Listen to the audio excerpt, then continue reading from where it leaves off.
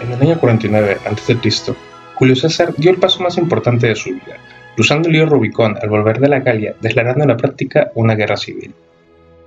El río Rubicón, situado al norte de la actual Italia a mediados del siglo I a.C., era la frontera natural al que separaba la provincia romana de Italia de la Galia Cisalpina. Ninguna legión romana podía cruzar esa frontera simbólica sin antes desarmarse. El Senado romano, especialmente influido por Catón el Joven, trató de eliminar el poder político y militar de César, así se convertiría en un privatus, un ciudadano corriente al que podrían juzgar. A pesar de los intentos de evitar el enfrentamiento armado, César no concebía estar por debajo del Senado, por lo que solo quedaba una opción: la guerra estaba a punto de comenzar. César se excusó de una fiesta en el campamento al atardecer, diciendo que se encontraba mal. Sin embargo, reunió a sus caballeros de máxima confianza para adelantarse con ellos y cruzar el Rubicón. ¡A Roma! ¡La suerte está hecha! ¿Y qué es la suerte? La suerte puede ser definida como el resultado positivo o negativo de un suceso poco probable. La suerte, al ser particular y subjetiva, está asociada a la adivinación, al porvenir, al destino y al futuro. Es por ello que se usa una cantidad de amuletos o símbolos para atraer la suerte, como el trébol de 4 hojas, herraduras, patas de conejos, etc. El azar, al ser universal y objetivo, se asocia al fenómeno del aleatorio, de la naturaleza y la vida. Es por ello que se asocia a las ciencias como un factor que existe, pero que no se puede controlar, como el azar en las matemáticas, el azar en la física y el azar en la filosofía. ¿Qué es el azar? El diccionario de la Real Academia Española lo define como una casualidad, un caso fortuito, y afirma que la expresión al azar significa sin orden. Posiblemente, si a cada uno de nosotros nos piden que digamos qué entendemos por azar, nos encontraremos una respuesta clara y debemos recurrir a poner ejemplos de lo que solemos llamar juegos de azar. Ello indica que el azar es algo difícil de definir, pero cuyo significado podemos tener identificado e interiorizado, de manera que sabemos si debemos participar o no en un determinado juego de azar y en qué condiciones. La idea de probabilidad está íntimamente ligada a la idea del azar, y nos ayuda a comprender nuestras posibilidades de ganar en un juego de azar o analizar las encuestas. Vemos que hay fenómenos que tienen lugar a nuestro alrededor y cuyos resultados son fácilmente predecibles, los fenómenos deterministas. Cuando se lleva a cabo un experimento determinista, sus resultados se pueden anticipar de manera inequívoca, a partir de ciertos datos iniciales. Solo cambia el resultado si se cambia alguno de los datos iniciales de los que depende. Así, si dejamos caer un objeto desde una altura concreta, podemos asegurar que caerá al suelo, calcular la velocidad con la que llegará o el tiempo que tardará en hacerlo. Existen muchos otros fenómenos en los que no ocurre eso, sino que, a partir de una misma situación inicial, se pueden observar resultados diferentes e imprevisibles. Los fenómenos aleatorios. Un ejemplo típico es el lanzamiento de un dado. De ahí proviene, además, el término aleatorio alias dado. Aunque intentemos lanzarlo siempre igual, cada vez hay un resultado imprevisible. El resultado de un experimento aleatorio depende del azar.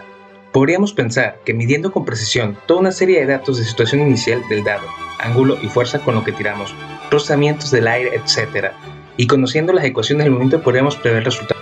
En ese sentido, la probabilidad es la medida de nuestra ignorancia. Pero lo cierto es que pequeñas variaciones, difícilmente medibles, conducen a resultados diferentes. Eso es el azar. Pero que un fenómeno sea aleatorio y por lo tanto impredecible en sus resultados concretos no significa que no se pueda tener un conocimiento del mismo. Y ahí interviene el estudio de la probabilidad, que lentamente ha ido haciéndose un hueco en la historia de la humanidad. Comenzaremos con algunas ideas y conceptos que aparecen al repetir un experimento aleatorio. Lanzamos 2 dados y computamos la diferencia entre sus resultados. La tabla nos da el recuento de resultados, primero con 189 lanzamientos reales, y después los resultados de las simulaciones por ordenador de 50.000 y 100.000, y 1.000.000 de lanzamientos por 2 dados. Las frecuencias absolutas es el número de veces que se observa cada diferencia.